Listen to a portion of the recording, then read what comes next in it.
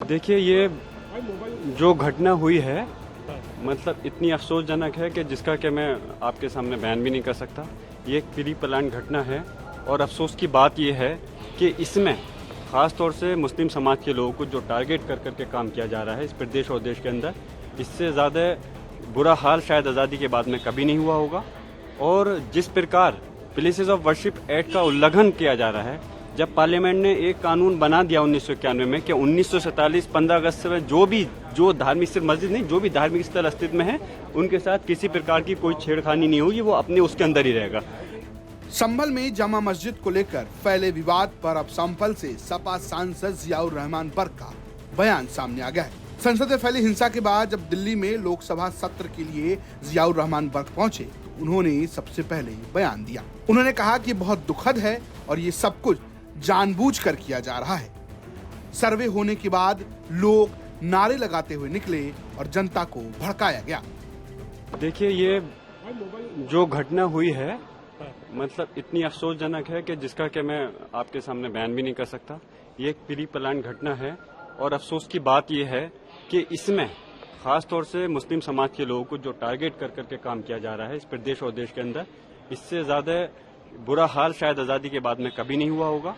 और जिस प्रकार प्लेसेस ऑफ वर्शिप एक्ट का उल्लंघन किया जा रहा है, जब पार्लियामेंट ने एक कानून बना दिया 1991 में कि 1947 15 अगस्त से जो धार्मिक स्थल मस्जिद नहीं, जो भी धार्मिक स्थल अस्तित्व में है उनके साथ किसी प्रकार की कोई छेड़खानी नहीं होगी, वो अपने उसके अंदर ही रहेगा। लेकिन उसके बावजूद कि जगह जगह याचिकाएं दारी जा रही हैं और सेम डे पर उसमें आदेश हो रहे हैं। सर्वे और डीएम और एसपी ने उसी दिन जाकर के सर्वे कराया और सर्वे करा करके हमने बहुत सुकून के साथ सर्वे फिर भी हमने करा दिया। लेकिन जुमे के दिन जब नमाज का वक्त था तो बहुत पुलिस फोर्स तैनात की, लोगों को नमाज पढ़ने से रोका गया वहां पर। उसके बावजूद हमने कहा कि किसी प्रकार की कोई कदम उठाने की जरूरत नहीं है, आप नमाज पढ़ें, जो लोगों को नहीं पढ़ने दे रहे वो दूसरी मस्जिद में पढ़ लें। लेकिन जिस दिन ये घटना कल घटित करी है, जबरदस्ती मैं पूछना चाहता हूं दोबारा सर्वे करने का मतलब क्या बनता था? अगर एक बार सर्वे कंप्लीट हो गया, दोबारा सर्वे करना चाहते थे तो कोर्ट का आदेश लाते, लेकिन फिर भी उन्होंने सर्वे किया। और जो लोग वहां पर थे, जब सर्वे के लिए ये लोग अंदर पहुंचे तो मॉब के साथ में जय श्री राम और उसके नारे लगाते हुए गए। इससे पहले जियाउर रहमान बर्क ने सोशल साइट एक्स पर भी इसको लेकर पोस्ट किया था। तब उन्होंने लिखा था कि मैं संभल की आवाम से शांति की अपील करता हूं।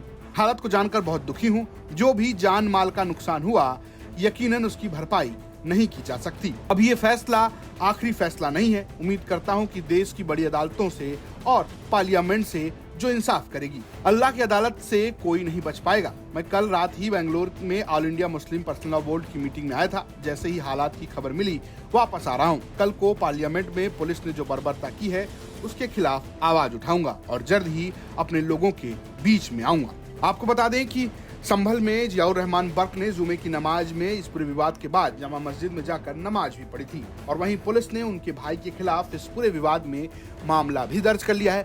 आपको बता दें कि संभल की जामा मस्जिद को लेकर वहां के स्थानीय अदालत में एक याचिका दाखिल की गई, जिसमें कहा गया कि मस्जिद नहीं हरिहर मंदिर है। और इसके बाद जज के आदेश पर वहां पर सर्वे हुआ। पहली बार सर्वे शांतिपूर्ण हुआ, लेकिन रविवार के दिन यानी 24 नवंबर को जो सर्वे हुआ उसके बाद विवाद फैल गया, पत्थरबाजी हुई और जानकारी के मुताबिक अब तक इस पूरे विवाद में 4 लोगों की मौत हो चुकी है। ब्यूरो रिपोर्ट यूपी तक।